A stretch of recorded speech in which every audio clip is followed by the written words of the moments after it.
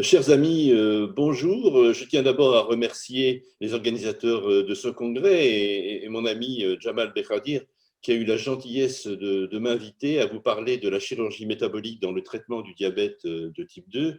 J'aurais naturellement préféré le faire en présentiel, mais ce sera pour l'an prochain, je l'espère fortement. Alors, chacun sait qu'il y a une relation très forte entre le diabète de type 2 et le surpoids, puisque plus de 43% des patients diabétiques de type 2 sont obèses et que le risque relatif d'apparition du diabète augmente nettement avec le poids, avec un risque multiplié par 1,5 pour un IMC entre 25 et 27 et un risque surtout multiplié par 2,4 pour un IMC au-delà de 27. D'ailleurs, lorsque l'on regarde la répartition en France à la fois de la prévalence de l'obésité et de celle du diabète de type 2, on voit qu'il y a une parfaite concordance, ce qui traduit bien les liens entre ces deux entités. Alors, dans ce contexte, eh bien, la chirurgie bariatrique a fait son chemin et un certain nombre de points peuvent être attendus quant aux effets de cette chirurgie chez les patients diabétiques. Et je voudrais avec vous les lister tour à tour. D'abord, la perte de poids, la rémission du diabète qui nous intéresse au premier plan, l'effet sur les complications du diabète, les comorbidités et également les effets adverses. Bien, voyons d'abord ce que l'on peut attendre de la perte de poids avec la chirurgie métabolique. Dans cette étude qui concernait 150 diabétiques de type 2 mal contrôlés et obèses, on a comparé les résultats entre un traitement médical, la sleeve gastrectomie et le bypass. Et vous voyez que si le traitement médical permet une perte de poids qui est tout de même significative, la sleeve gastrectomie et surtout le bypass permettent d'obtenir des pertes de poids qui sont multipliées par 5. Et quand on regarde maintenant les résultats de l'étude SOS avec un recul de 20 ans, on voit bien que la prise en charge médicale intensive ne permet pas beaucoup de faire varier le poids. L'anneau gastrique donne des résultats un peu meilleurs, mais c'est surtout le bypass qui permet d'obtenir une diminution du poids initial de 30%, et cela de façon stable. L'indication des anneaux gastriques régresse régulièrement au profit de la chirurgie par sleeve gastrectomie ou par bypass. Le second point qui nous préoccupe essentiellement, c'est celui de la possibilité d'obtenir une rémission du diabète. Voyons d'abord la définition de ce qu'est une rémission du diabète. La rémission complète, c'est d'obtenir à 1 an une HbA1c en dessous de 6% avec un arrêt des antidiabétiques oraux. La rémission partielle, c'est une HbA1c entre 6 et 6,4. Une amélioration, c'est lorsque l'HbA1c est supérieur à 1%. Et la récurrence, qui malheureusement apparaît de façon non négligeable, eh bien, c'est la réapparition d'une HbA1c au-delà de 6,5% ou la nécessité de réintroduire une insulinothérapie ou des antidiabétiques oraux. Quant à la guérison, eh bien, elle peut être estimée si la rémission complète est supérieure à 5 ans. Alors, il y a un certain nombre de scores qui ont été édités pour prédire la durabilité de la rémission du diabète de type 2 après chirurgie bariatrique. Les scores les plus couramment utilisés sont le score ABCD, qui regroupe les paramètres âge, IMC, C-peptide et durée du diabète. D'autres scores, le diarème, qui a d'autres critères. Et puis, surtout, un score plus récent, qui est le score AD-diarème, qui combine à la fois la durée du diabète, divers éléments recueillis à 1 an après le geste, notamment la glycémie, le statut de la rémission et le nombre d'agents hypoglycémiques. La robustesse de ce score a été confirmée dans 3 cohortes indépendantes et la prédiction de rémission du diabète de type 2 s'est avérée exacte dans 90% des cas à 5 ans, ce qui était quand même un élément tout à fait intéressant. Alors, ce qui est sûr, c'est que les effets de la chirurgie bariatrique varient en fonction de la technique, avec, vous voyez, une perte de poids qui est progressive depuis l'anneau gastrique jusqu'à la dérivation biliopancréatique, et surtout la rémission du diabète de type 2, qui est un peu moins de 50% avec un anneau, qui s'élève à 47% avec la sleeve, qui est bien meilleure avec le bypass et vraiment remarquable avec la dérivation biliopancréatique, puisque la rémission atteint 98%. Et quand on regarde maintenant les taux de rémission après bypass ou après sleeve à 1, 3 et 5 ans, eh bien on voit que la rémission partielle et totale est meilleure avec le bypass par rapport à la sleeve, mais les résultats sont tout de même non négligeables avec la sleeve gastrectomie. Cependant, rémission ne signifie pas guérison et il existe des prédicteurs péjoratifs pour une rémission complète initiale. Et ces éléments péjoratifs sont la longue durée d'évolution, qui traduit souvent une insulinopénie, le mauvais contrôle glycémique préopératoire et également la nécessité d'utiliser l'insuline. Chez les patients qui initialement avaient une HbA1c en dessous de 6,5% et sans insuline, eh bien c'est là où les résultats sont les meilleurs et ceci permet de retrouver les critères des différents scores que je vous ai présentés.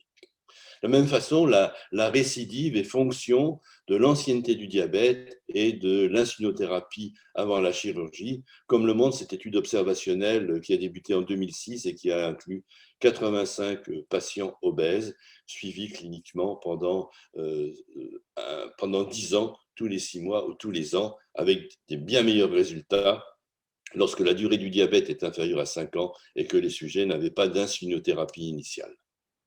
Alors, la chirurgie bariatrique a été également utilisée au cours du diabète de type 1, et ceci est justifié par le fait qu'en Suède, en 2017, plus de la moitié des patients diabétiques de type 1 avaient un excès pondéral et 18% étaient obèses. Il s'agit d'une étude observationnelle qui porte sur 387 patients diabétiques de type 1 opérés par bypass, comparé à 387 diabétiques de type 1 appariés et non opérés. Et l'on voit qu'au bout d'un suivi de 9 ans, on observe une diminution très significative des maladies cardiovasculaires, des décès, des cas d'insuffisance cardiaque et des AVC. En revanche, comme on pouvait s'y attendre, dans le groupe des patients opérés par bypass, eh bien, on constate un risque accru d'événements hyperglycémiques et d'acidocétose, des comas hypoglycémiques, des abus de substances toxiques, alcool et drogue, et enfin une tendance défavorable sur le plan psychiatrique. Au total, le rapport bénéfice-risque est favorable, mais il nécessite la chirurgie bariatrique chez les sujets diabétiques de type 1 nécessite un encadrement rigoureux qui est absolument impératif. Alors, quels sont les mécanismes qui permettent l'amélioration du diabète? Ils sont multiples. Modification des sécrétions biliaires, réduction du volume gastrique, modification du microbiote et de l'innervation vagale, modification hormonale, mais c'est surtout la perte de poids qui est très importante pour prédire la rémission du diabète. Le point que je voudrais aborder maintenant, c'est l'effet de la chirurgie bariatrique sur les comorbidités du diabète de type 2. Et l'on voit que toujours dans cette étude SOS qui fait référence, l'effet bénéfique de la chirurgie bariatrique sur l'hypertension artérielle et sur l'hyperglycémie, et également sur le syndrome des apnées du sommeil et sur la stéatose hépatique. Cette méta-analyse qui porte sur 29 études, près de 8000 patients, montre effectivement qu'avec un anneau gastrique, mais surtout avec le bypass, eh bien, on améliore de façon très significative les comorbidités représentées par la dyslipidémie et par l'hypertension artérielle.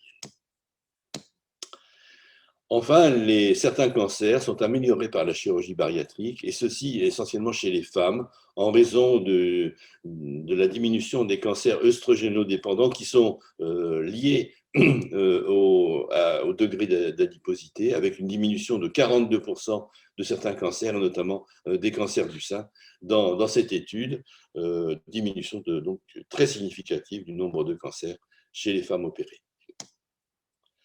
Enfin, les complications du diabète sont-elles améliorées par la chirurgie bariatrique? Eh bien, certainement, puisque l'incidence des complications microangiopathiques est réduite très significativement dans le groupe chirurgical, quel que soit le statut initial, avec un effet plus marqué chez les prédiabétiques. Et dans cette étude, on voit une diminution de 56% des complications microangiopathiques du diabète, ce qui est très significatif. Ce qu'il faut souligner également, c'est que ces résultats favorables sont observés plus fréquemment chez les patients qui sont en rémission complète, comme on pouvait l'imaginer du fait de la normalisation de la glycémie et donc qui entraîne une régression des complications microangiopathiques.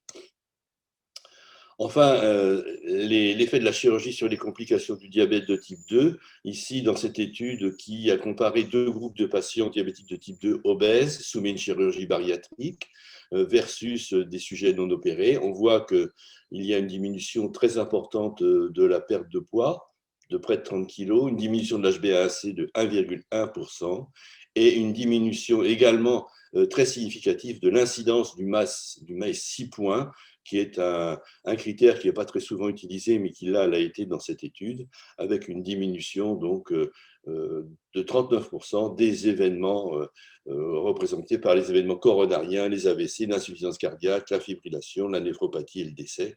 Donc des éléments très positifs en faveur de la chirurgie chez les patients diabétiques de type 2 obèses. Et de la même façon, eh bien, on observe une diminution de la mortalité dans cette étude de plus de 3000 patients diabétiques et non diabétiques. Et l'on voit que chez les sujets non diabétiques, il n'y a pas d'amélioration de la mortalité comparativement à la population des sujets diabétiques, avec une diminution très nette des patients opérés par rapport aux sujets non opérés, mais uniquement chez les patients diabétiques.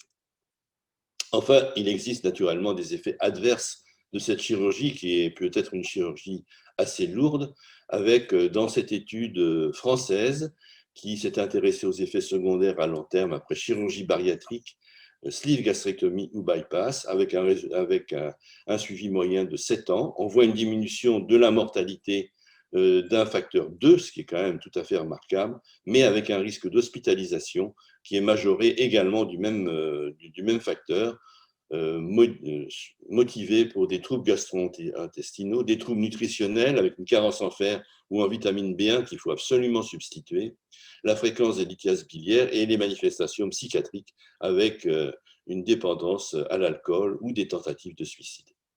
Alors actuellement, quelles sont les indications chirurgicales pour l'ensemble de la population? Eh bien, c'est l'IMC au-delà de 40 ou au-delà de 35 kg par mètre carré s'il existe des comorbidités, avec un âge entre 18 et 60 ans, ce qui est à discuter, une obésité stable, un échec des autres prises en charge au moins depuis 1 an, des complications somatiques sévères et naturellement des patients motivés et bien informés, avec des résultats qui atteignent 80%, mais au prix de 10 à 15% de complications qui peuvent être tragiques dans 10% des cas. Et la prise de position de la SFD qui a été publiée en 2019 et qui sera actualisée à la fin de cette année, eh bien, retient la chirurgie métabolique comme une option thérapeutique en fonction de l'IMC, au-delà de 40 kg par mètre carré, quel que soit le contrôle glycémique, au-delà de 35 en cas de déséquilibre glycémique persistant, et entre 30 et 35 kg, cette indication est en cours d'évaluation, mais n'est pas validée par notre HAS. Mais quoi qu'il en soit, dans tous les cas de figure, l'indication chirurgicale nécessite une évaluation préalable bien codifiée, multidisciplinaire, qui implique le patient, qui doit être dûment informé. Et enfin, ce qu'il faut souligner, c'est la nécessité d'un suivi à long terme. Et juste après l'intervention, la nécessité également d'alléger le traitement qui peut être parfois supprimé afin d'éviter les hypoglycémies. Alors en conclusion, la chirurgie bariatrique est un traitement efficace à long terme sur les glycémies glycémiques, mais qui n'est pas sans risque, qui permet également d'améliorer les paramètres métaboliques comme et l'hypertension artérielle. La question actuelle est de savoir s'il faudrait élargir les indications chez les patients diabétiques qui ont un IMC inférieur à 35 kg par mètre carré, et puis également le choix de la technique, bypass versus sleeve gastrectomie. Il est encore trop tôt pour répondre à ces questions. Enfin, je voudrais terminer en vous présentant ce tableau de Bottero qui me plaît beaucoup et qui montre que cette famille est obèse, et on peut imaginer que la génétique y est pour beaucoup, mais cependant, quand on regarde le chat qui est également obèse, eh bien, on peut penser que l'alimentation intervient également de façon prépondérante dans la prévalence et l'incidence croissante de l'obésité. Je vous remercie.